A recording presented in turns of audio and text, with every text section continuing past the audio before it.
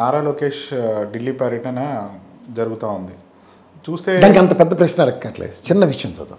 విద్యాశాఖ మంత్రికి హోమ్ మినిస్టర్తో ఏం పని ఉంటుంది సార్? లాజికల్గా మాడదాం.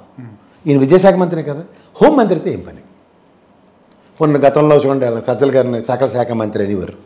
ఈయన సకల శాఖ మంత్రిని ఫస్ట్ యాక్సెప్ట్ చేసినట్టేనా కాదా? First right. లేదా ఎవరికి చెప్పి తల్లికి వందనం ఇచ్చామని ప్రశ్నించడానికి ఆయన పిలిచారు. ఎందుకంటే వీళ్ళందరినీ పుతిలే ఆట ఆడిస్తుంటారు వాళ్ళు, బీజేపీ వాళ్ళు. పవన్ కళ్యాణ్ గారిని, చంద్రబాబు గారిని అండ్ లోకేష్ గారిని చంద్రబాబు గారిని అన్ని. ఆ పురంధేశ్వరమ్మ గారు అయితే అసలు నిమ్మక నీరు ఎత్తినట్టు కూర్చున్నాడు. కనీసం మా శవం వీరాజాన్ని అరవడం చేసేవాడు. ఈ అయితే అసలు ఏట్లేదు. జాగ్రత్తగా గమనిస్తే ఆయన సైలెంట్గా ఎడకపోయాడు. ఎవరికి ఎక్కడికి ఉన్నాడో ఎవరికి తెలియదు ఆ పవన్ కళ్యాణ్. చంద్రబాబు నాయుడు గారు ఇప్పుడు లోకేష్ మొన్న ఏదంటే తల్లికి వందనం బటన్లోకి ఇచ్చింది వీళ్ళే, అవును కదా? నాకు తెలిసి ఆయన క్లాస్ పీకడానికి పిలిచుంటాడు. మా బీజేపీ వాళ్ళు లేరు, పవన్ కళ్యాణ్ లేడు. ఏ ప్రాతిపదికన ఇచ్చారు? ఇస్తుంది డబ్బులు. ఎందుకంటే మీరు బాదురే అని చెప్పారు, బాధం అని చెప్పి బాధించారు. విద్యుత్ మీటర్లు పెట్టమన్నారు, మాది మేము చెప్పింది చేయవలసిందని తీసుకొచ్చి పెట్టారు. లోకేష్ గారు ఏంటి చెప్పారు? గతంలో విద్యుత్ మీటర్లు ఎరగొట్టమని చెప్పలేదు ఆయన. పెట్టమంది ఎవరు? బీజేపీ వాడే కదా. ఇదే కేసీఆర్ గారు 25,000 కోట్ల నష్టమైన నాకు పర్లేదు కదా, నేను పెట్టనన్నాడు. పెట్టారా లేదా? ఆడ బీజేపీ రాగానే ఇండైరెక్ట్గా బీజేపీకి ఎన్డీఏ కూటమనగానే పెట్టాల్సి వస్తుంది. ఎరగొడతారా పెడతారా? వీటి మీద క్లాసులు పీకడానికి పిలిచుంటాడు కదా ఆయన. పెడుతున్నారు కదా సార్, ఆల్రెడీ పెడుతున్నారు. అంటే దానికి అర్థం ఏంటి? వీళ్ళకి సొంత పెత్తనాలు లేవని అర్థం కదా. పుతిలేటే కదా, పైన ఏడు చెప్తే చేయవలసిందే. అలా పైన చెప్పకుండా డబ్బులు ఎవరికి ఇచ్చావు? ఎందుకు ఇచ్చావు? చెప్పండి.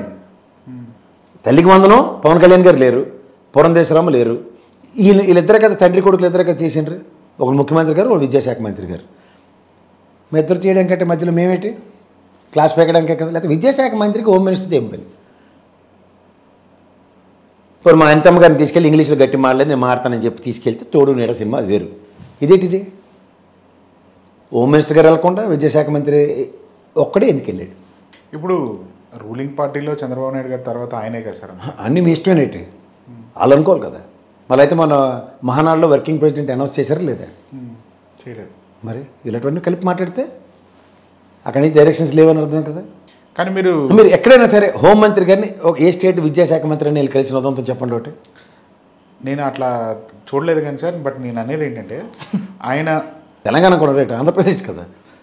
ఓకే సార్, నేను అనేది ఏంటంటే సార్, ఇప్పుడు ఎప్పుడైతే ఎలక్షన్స్ ముందుందో ఆయన లోకేష్ గారే మొత్తం కూడా అమిత్ షాతో కలిసి అన్నీ కూడా మాట్లాడుకుని జరిపారు కాబట్టి ఆ రిలేషన్తో ఇల్లు ఉంటారు అనేది నేను అనుకుంటున్నాను. అలా అయితే మన గౌరవ ప్రధానమంత్రి గారు చాలా క్రిస్టల్ క్లియర్గా, బాబు లోకేష్ గారు మీరు నన్ను కలవడానికి రావట్లేదు, మీరు రావాల్సిందే రండి అని ఇన్విటేషన్తో పిలుచుకున్నారు.